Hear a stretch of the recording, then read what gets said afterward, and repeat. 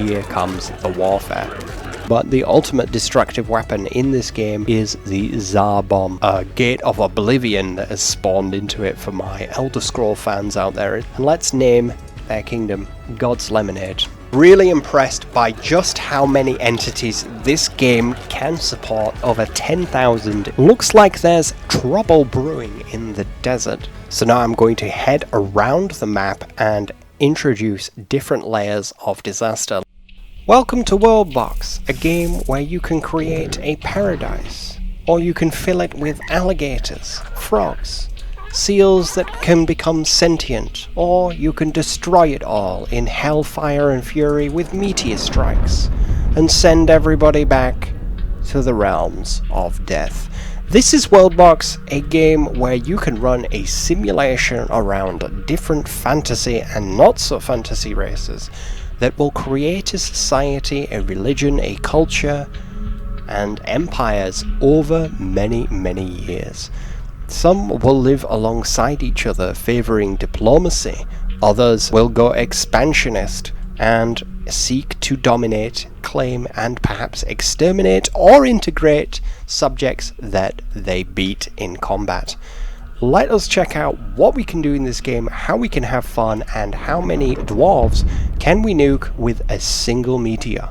Here I've created a map and I'm just going to turn the speed up to show you what this game is just like. We're playing the game at 20 times speed here, but I've made a High Elf kingdom inspired by the Warhammer Fantasy High Elves. I haven't really tailored anything other than their name to High Elves, but it makes it easier to track these guys as they develop as a culture, a kingdom, a people. Here we have the Azrael Mountain Dwarves, which is a generic name that the game came up with itself. But down here I always like to make a little feng shui Japanese inspired rock pool, where I put a population called Rock Pool inside a sort of lava pool so they can't escape, and see how they develop over time. It does seem that they are walking into the lava, but if that's what their culture entails, who am I to tell them otherwise? And there's a bunch of other small micro kingdoms that I have tucked into the corners to release on this middle section to colonize as we go. The middle is absolutely jam-packed with resources of stone, ores, and other cool biomes that will give them abilities. Not quite finished, I just wanted to show you that you can add tons of different biomes here. I have a birch tree biome that I am going to fill with, surprise surprise, birch trees, but also some berry bushes so that there's food ready, and a little bit of gold. So this area is going to be incredibly affluent if it is colonized. You're going to be getting rich if you live here. Why not fill this little mountain fort here with a arcane desert around it, but inside the middle I'm going to put a special Salvador Dali inspired biome. It is a place where time does not behave as it should, and it is a very unusual biome. They call it the paradox biome. It's paradox seeds that sprout here. Let's pop their trees up just so you can see how cool this game is. It has so many little original features added into it. It is basically a simulator with some things that you can unlock later on, but I do love to just paint trees around as I am playing this game. But you also have different cool biomes like this rock biome. If you leave it long enough, this biome will begin spawning these people, these crystalline humanoids that are called crystal golems. So I'm just going to jump ahead and spawn a few here. They will go off and form their own society quite quickly. In this case they've called it Shard Eum, which is very, very cool, and their king has already been crowned. He is a giant individual, and this game, if you really want to dive into it, it is information, statistics, and tracking overload. Every major character has a clan. Everyone has a culture, a religion, and a kingdom, and a species that they belong to. You can go inside their culture, see what their abilities are, and they get buffs and debuffs from different cultures. These guys have a very powerful ability. It allows them to make evil staffs, which are basically a ranged flame weapon, and if you want to, you can turn these things on and off. I'm just going to turn their building style into grand arrangement, which will mean that they build in a different way. But what I want to show you is what happens when we allow... Oh dear, my rock pool people have gone extinct. I wonder what they did. They probably jumped all into the lava by accident.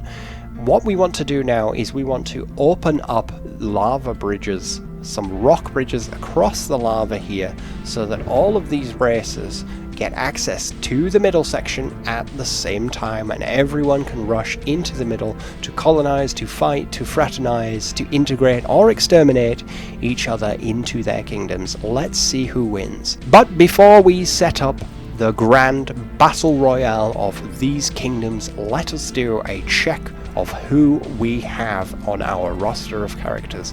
Here in the corner we have different elf kingdoms, but the really important elf kingdom here is, of course, the High Elf Kingdom, with about 700 different types of elves. Now, elves, they tend to fight each other and unify with each other quite quickly, and then they go out exterminating other species that they hate. Particularly, they dislike dwarves and orcs, and likewise the orcs and the dwarves dislike elves. So you will see these races typically start to fight each other quite quickly. Up here we also have some corrupted forest elves, which are I guess we could call them the Dark Elves. Let's rename them right now, so we can track their progress as they develop. They're of a different genus, so I will change their genetic subspecies name to Dark Elves as well. So this means that if they get captured or integrated into another society and their genes survive, i.e. their people survive, but they are part of a new kingdom, then we will be able to track that as it develops. As you can see, because I'm using the subspecies views, all of the non-sapient, non-culture forming animals are also present, so you can also make colonies of frogs if you would like to. I'm going to spice this middle bit up just a little bit by adding some ocean tiles. But as you can see, these rivers don't look particularly cool right now, but there's tons of little techniques that you'll learn whilst you've been playing this game a bit to make things look a bit more natural. My favourite thing is to grab this vortex tool, set it to quite a large brush, rub it around the edges of things that you've just drawn in, and it gives it more of a natural look. Can you see that? Rather than it just being a big silly snake picture, we can make it look naturally eroded, like something that God really put there, rather than just me doodling in. But there's all sorts of things you can do, and obviously you have the two separate layers. When you zoom in, the layers change quite a lot, and then when you zoom out you have more of a mini-map style view, and you get the information from looking up here. But I am going to pause the game now, and I'm going to build a bridge between all of these people. So the game is open. Now we are watching the game at ×20 speed. You will see that the years pass very quickly down here. War has been declared, this time by the dwarves of the Sierra Kingdom, who are going to head all the way south with their armies to face the boss orcs in the boss camp, who are also going to start a war with their neighbor dwarves. So as you see, the orcs might not be able to pull off quite a good fight here. Let's slow the simulation down so we can check out what's really going on here. But here comes the warfare.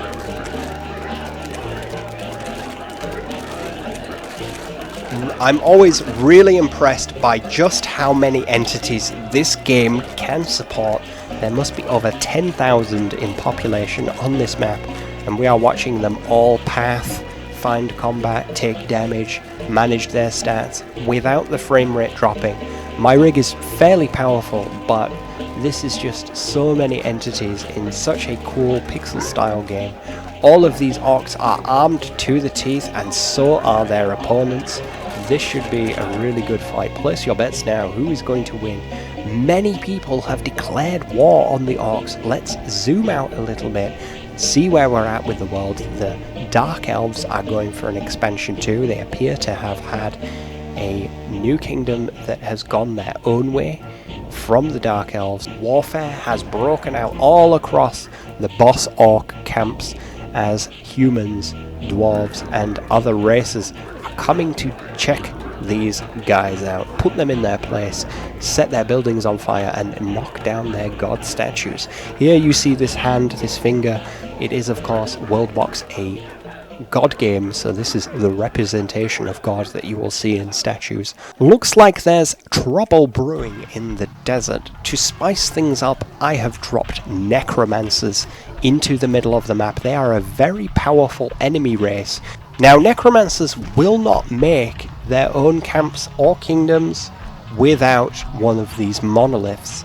Every time the monolith pulses and knocks the entities around it, it inspires them or gives them the cognitive ability to form their own society.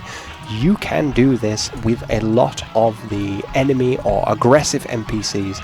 I'm going to rename that because that is a terrible name, guys. I'm going to call it the Necrolords, just so we can track these guys as they go through their development. Only 23 of them right now, but as you see, the monolith, as it progresses, as time goes through, each one of these pulses will inspire these guys to become more civilized. Look at this guy here. We have a giant fellow who has the giant trait. He's a giant mage. Give him extra health, extra abilities. We're going to add him to favorites. Maybe he'll become an important guy. Maybe he'll get crushed immediately. Let's see. But as you can see, there is war breaking out across the world. Speed the game up, back up to 20 times, and let's see where we get.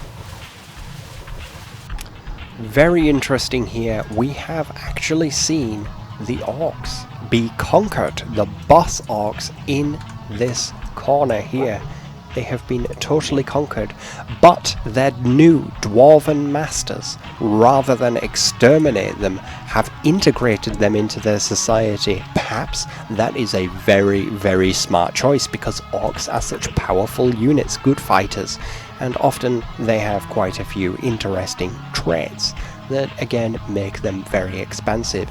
So now you have a kingdom that has a satellite or a secondary kingdom down south, the Sir Dwarves. They also appear to have gone to war with their neighbour, who have absolutely no chance. These guys, Ancient Ore, are at war with an extremely powerful empire, no longer a kingdom but an empire, as they own more than one kingdom, and they sure enough do take over those other dwarves and integrate them into their empire as well. I'm going to rename these guys the Sir Empire. Let's check out their religion and see what has just made them so powerful.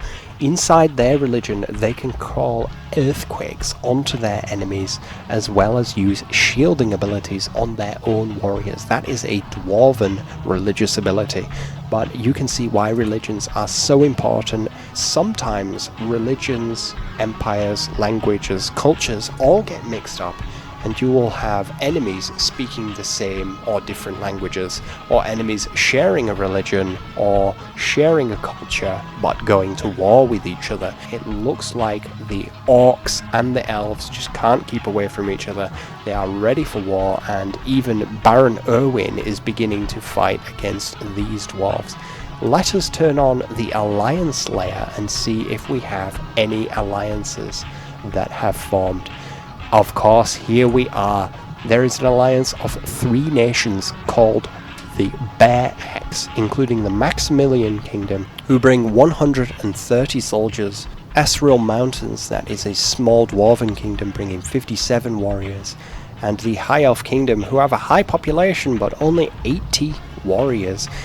Elves tend to be very powerful, but quite small in their soldier numbers, which is obviously not good in a time of war. Another alliance of empires here called Our Order, which integrates a human empire, the D, that is the desert people, along with the newly formed Necromancer kingdoms, as well as the Alliance from World of Warcraft, who for some reason have exactly 0 soldiers. Perhaps they've lost them in a fight. But we also have the Horde in the same alliance. I guess it is now law accurate. They have the Horde and the Alliance working together, just like nobody wanted in the World of Warcraft expansions. I am going to show you just how flexible things are here by creating a walled off paradise area full of lemon people. Yes, that's right, it's like Lemon Grab from Adventure Time. a kingdom of lemon people will be spawning here, and they will be protected and favored by God. That's me. I'm going to drop some loot on them so that they have arms, just in case any ranged enemies decide to come around the sides of them, start shooting inwards. Very pesky. The necromancers love to do that. And I'm also going to shower them with gamma rain, which is going to give them positive genetic attributes of different types. So these guys are the god-favored lemons, and then I'm going to clone them just to boost their numbers a little bit. As you can see here, now there's a lot of them, and they will slowly filter into their own kingdom again and slowly expand this out. And just to put these guys right at home, let us give them the lemon biome. And it's looking a little bit bare, so why not pop some lemon trees down for them as well. This will allow them to build their houses quite a bit quicker as well. Last but not least, I'm going to give them the blessing of God, which will make them high health, high damage, faster, smarter. They're a truly blessed people, these lemons. And let's name their kingdom God's Lemonade. And God be with them and bless them in this world of chaos. Speeding it back up, let's see how that changes the world, how the dynamics change.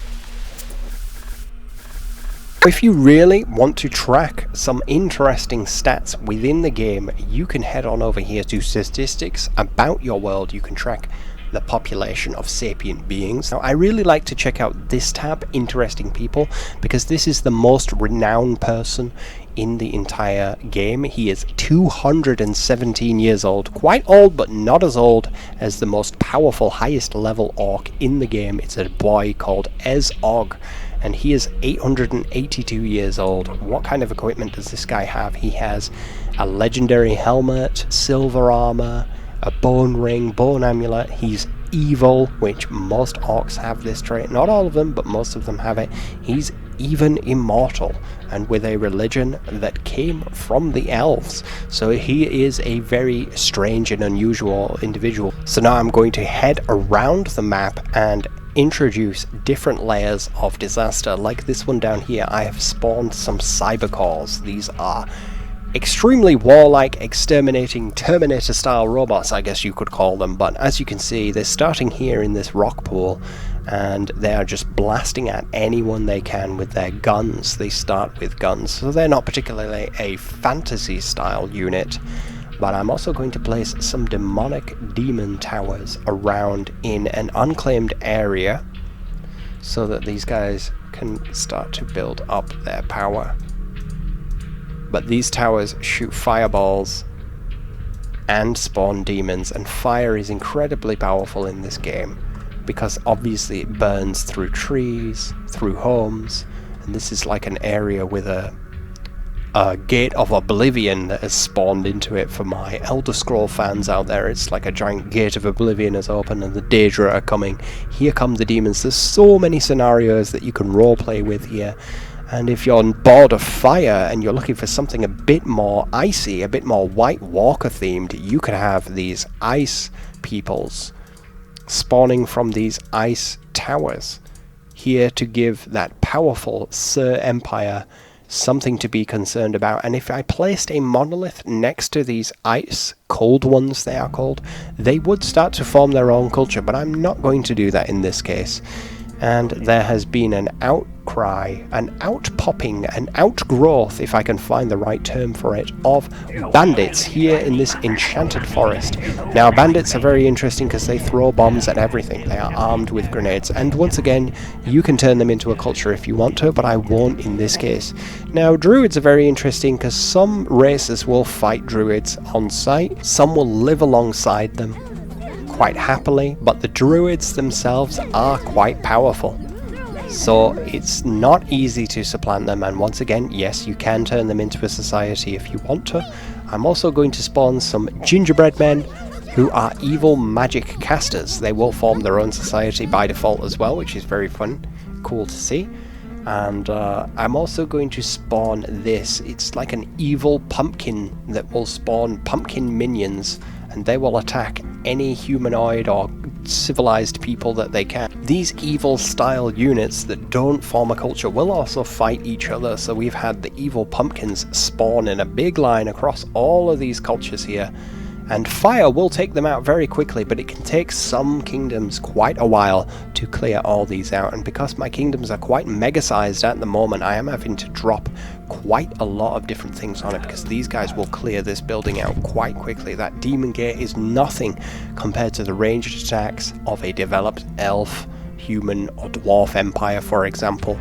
And you see the humans are really going for it with the expansion. But humans, what they tend to do in this game is they form a colony and then rebel. They form a new colony. They don't make a colony of their previous kingdom very often. I suppose that's just in the character of humans in this game. But as you can see, the wars are progressing between these peoples. So many conflicts to keep up with. Necrolords have come after them, but because of the way that the alliances are arranged, it has dragged much of the world into conflict. As you can see across the board here, we have different battles, different wars forming out. Just down here we have the evil pumpkins are taking over these biomes, really damaging people. And here comes the antidote, fire. If they can set these peoples on fire, they will be able to clear out all of these pumpkins and reclaim this biome. In human history, the plague has always played a very powerful role in society, so I am actually just going to start a little cheeky little plague down here in the corner in the Sir Kingdom and see how they deal with that. But I'm also going to introduce a zombie outbreak, which you can do by infecting the population using this tool, and I am going to pave it all across this dwarven empire. They are completely rife with Z virus now. I am going to hold shift and just spawn a ton of zombies in their territory, so they have both ticking time bombs of their own population turning into zombies, plus these zombies to fight. Now the zombies are easy to kill, but if they hit you, you become infected, and slowly, if you die, you will become a zombie over time.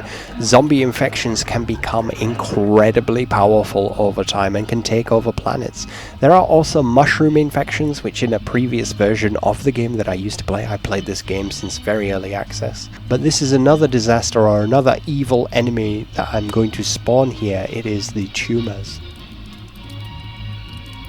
Very disgusting. Once again, very susceptible to fire, but they spawn tumor units, which will go out there and try to consume the planet, as well as fight anyone who comes across them. And the last one here I can see is the biomass, which is like an eyeball version of pretty much the same sort of thing. Now, if your planet isn't quite as crazy as mine is, because mine is really nuts at the moment, there's so much going on, you can do everything in micro scale, but in order for these threats, these world-changing events, these disasters to occur, you have to drop them in mass, because I have thousands of peoples that could come down and try and clear out these areas and colonize them as they go.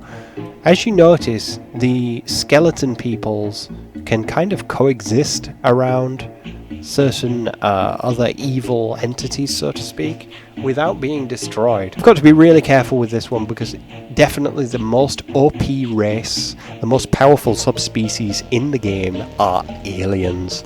And if you call in this UFO ship, usually at the end, aliens will jump out and attempt to colonize your planet, and they're so powerful because they clone each other. They do not breed in typical ways, they do not need rituals or to kill enemies and use demonic rituals to expand. They just start building buildings and then clone each other. And they spawn with the alien blaster, which is like a fire pistol. It's extremely powerful.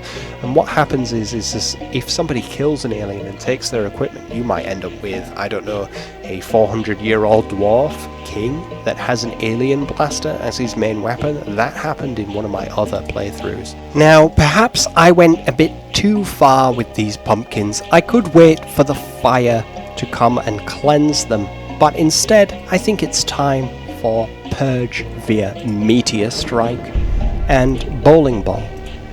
The bowling balls are really cool because they are like a random damaging bouncy ball that just go around and wreck these kingdoms very unpredictably.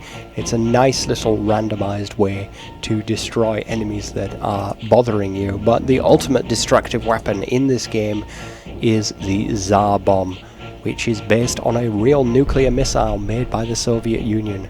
Just totally cleared out this entire area, and it will turn into a slime, acidic area, a wasteland which will spawn blobs, and if I wanted to, I could turn them into a sentient people. Let's just speed the process up by putting these blobs down, letting them recolonize or breeding this area. They're not sentient yet, but they might become later on if we leave them long enough. Landmines that work as soon as a unit steps on them, they blow up. Ooh. Careful, boys. You guys have just been spawned a heat ray that if you keep it in the place long enough, it just turn the floor into lava, just like when you were 5 years old and imagining things, right? But there's lots of other destructive abilities you can get into. Really fun is this Crabzilla you can use that allows you to control with WASD, just the arrow keys or whatever. And you can get this really cool, nice laser ability that you can use to bring your god's justice just the way you want it, with handheld lasers bringing the justice. Now it does rip up the biome as well, so if you're gonna throw the baby out with the bathwater, the best way to do it is with this crab, I guess. Very powerful ability, very destructive, and I think it's now... Oh, don't forget about the nuke when you despawn as well. Try not to despawn over something that you want to keep alive. But last but not least, let us drop the dragons down and let us see what impact they have on the world. I'm going to drop a crazy amount of dragons here. Of course, if I want to, like most things in this game, I can just drag over them, see how many there are. It looks like there could be like 25 different dragons here. And off they go to incinerate and eat the inhabitants of the world. As you can see though, it's not easy for these dragons to fight against some of the most powerful entities that exist in this game. Here we have an alien blaster equipped by this human. So at some point he has beaten an alien and acquired his equipment, and he's an ambitious fella. He might want to be the king one day. Here he is trying to take out a dragon as well, shooting halfway across the map. Look at that range on that guy. Very destructive gun, and when it lands it will cause extreme fire damage. Oof, landed all the way over here. It's an extremely powerful weapon. World-changing weapons, but as you see, even these powerful dragons can struggle to really kill and get their way through these developed empires. Gonna speed the game up here as we come towards the conclusion. Let us see who won the overall battle royale. This Worldbox has had a clear winner, a clear hegemon has developed here almost 3,000 years in, and what an empire it is. It is the Sir Empire, which is mainly made up of dwarves, but they also have managed to get ports up and running and integrate other races, other species, other cultures and languages into their peoples, to the point where they have even skeletons as their neighbours, and they are unfazed, unchallenged. Now, a lot of the original races, such as Baron Erwin and other peoples, Maximilian, their kingdoms lie in absolute ruin. The tumors that we placed earlier were also purged at some point. The people, the D, have transformed and changed their ways so much that they are now colonized by a dwarven race. A kingdom has come and taken over their entire territory. Quite interesting to see that the human alliance has managed to survive all of this time with their borders completely intact, simply because I forgot to completely merge them with the rest of the group. But oh well, I guess God can make mistakes as well. Down here at the bottom we also have the Horde, which have remained an orc-run kingdom, but they are very, very low on numbers. Only 41 people in their kingdom, with 5 of them being warriors. They have achieved quite a lot. As you can see, their renown has gone quite high, but they are absolutely nothing to the clear winners in this empire. here, the Sir Empire. And in true gamer style, I can't finish this video any other way than to bomb the hell out of everyone and say goodbye to you. And if you guys have enjoyed this video, do drop us a like. Let us know in a comment below if you've played Worldbox. Go check it out if you haven't already. It's a completely unique world simulator. I'm going to put things in slow motion here while we wipe these cheeky, over-ambitious dwarves off the map. Here it comes. That is the Tsar bomb taking out the heartland of their kingdom. This is where they started on the map, and I will exterminate them for thinking that they could make a more glorious race than my beautiful lemonade people. Let us check in with the God's Lemonade people and smite any of their enemies that might be around them. Here is their paradise world, and I will see to it that they are the only peoples that remain.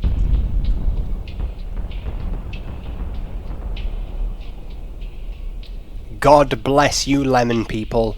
The world is now your oyster. Someone at some point opened up the walls and made a giant lemon house. Glorious that they have survived so long. But if you've enjoyed this video, drop us a like, drop us a sub. Let us know if you want to see more Worldbox like this. You can really roleplay, create a really cool sandbox. It's good for people young and old, and you can even see here that these biomes eyeballs have managed to conquer this region. These armies coming in here, are they even strong enough to stop such an expanded and powerful eyeball race? And the demons up here, even though they've lost some of their ranks, they remain strong. This is all a world that is still open-ended, and if we left this simulation running, we would have other clear winners and other empires taking up the flame and the position of first in the world. So let us know if you've enjoyed this video checking out Worldbox. You can buy it on Steam. It is being updated every few months. They seem to drop a really chunky update that really changes the game. I played this game when it had a lot less features than this, and I've put probably hundreds of hours into this, and I like to leave the game running and just see what comes back. It's like kind of like a fish tank almost, except you can draw and build and nuke within the fish tank. It's well worth checking out. Hope you've enjoyed the content, and I'll catch you on the next one, guys.